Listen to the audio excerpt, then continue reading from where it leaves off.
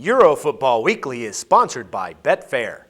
On the Euro Football Weekly, I'm Natalie Rydström. The legendary Sir Alex Ferguson has revealed today that he will step down from his position as Manchester United's manager at the end of this season.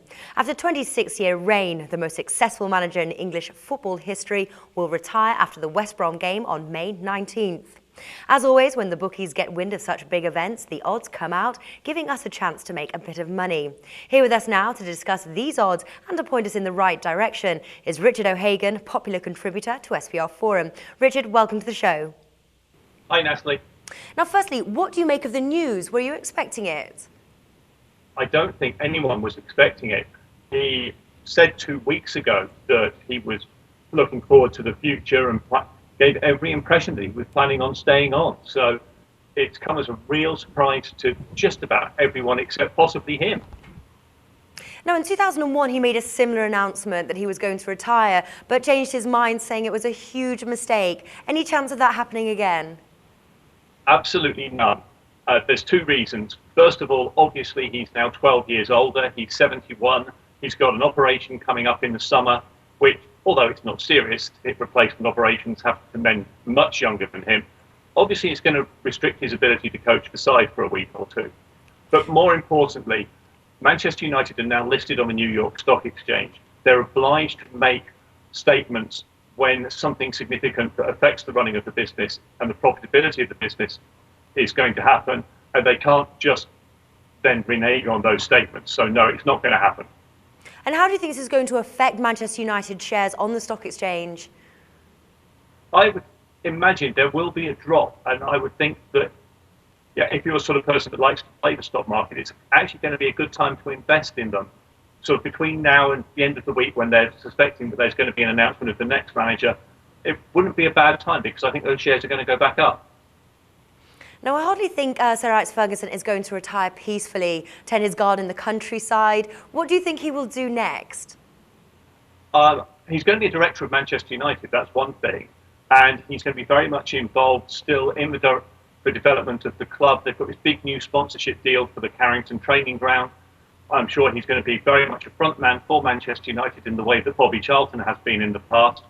I doubt he'll go into a media career, although people are very interested in what he's got to say. He's had such almost a hate-hate relationship with the media over the past few years. I don't think he's going to be doing that. So I think his life is very much going to be focused around Manchester United still. Okay, now for the big question, Richard. Who will be the next permanent Manchester United manager next season? I think it looks very likely that it's going to be David Moyes, the Everton manager. He's out of contract at the end of the season. Manchester United want to make an announcement before the week is out. And two things, therefore, point towards Moyes. He's nearby, he's local, and the fact that he has the same sort of background in coaching as Alex Ferguson. They haven't apparently asked for permission to speak to Everton yet, which surprises me, but it wouldn't be the first time that the press have got that little bit of information wrong. If it's not him, I don't think it's going to be Jose Mourinho. I think he's going back to Chelsea if he's going anywhere. It's probably more likely then to be someone who's had an involvement in the Manchester United camp, someone like Ole Gunnar Solskjaer, who's been very successful as a manager in Norway, or possibly, if they really want to push the boat out, someone like Brian McClair, who's been intimately involved with the club for almost as long as Ferguson has. But I really do think it's going to be David Moyes. Yeah, well, bookies certainly are favouring Moyes. I found odds with Paddy Power at 1.1. Second place is Jose Mourinho with odds of 6.0. Now, if Manchester United do take on Moyes, who's going to be Everton's manager? Well, that is a huge question. Everton could look anywhere. They could look to their own backroom staff. They will probably, again, want someone with a similar kind of temperament. And that might, again, bring someone like Solskjaer back into the frame. They may also look abroad for a number of managers abroad. Someone very experienced like Jupp Heynckes, who's out of contract at the end of the season, might be their man. But from that point of view, I really don't think we're going to find out for a couple of weeks. I think Everton are going to look very long and hard. They had a troubled time getting a manager to give them the stability that Moyes has, and I think it's going to be a bit of a wait yet before they can do something about that. Now, finally, what does it mean for Manchester United? Do you think it's going to affect their play next season? Could we see another team which will take the top spot as Man U are currently in? What does it mean? I don't think it's going to make that much difference over course of the coming few seasons. If you think back to the Liverpool team of the 80s and early 90s and the way they managed the transition of managers then, I think Manchester United are going to do something very similar. But they've already got a squad where 15 of the players are below the age of 23, so they're going to expect them to be around for a while yet.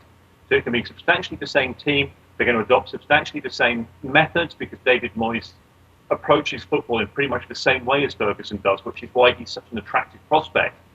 And I think it's going to be further down the line. Once you have to start getting the transfers in, are they going to have people in place that are going to be able to pick the best young players from the transfer market the way Ferguson and his scouts have done? So no immediate change, but possibly 3-4 years down the line, you could see the star start to fade a bit. Okay, Richard, thanks for joining us.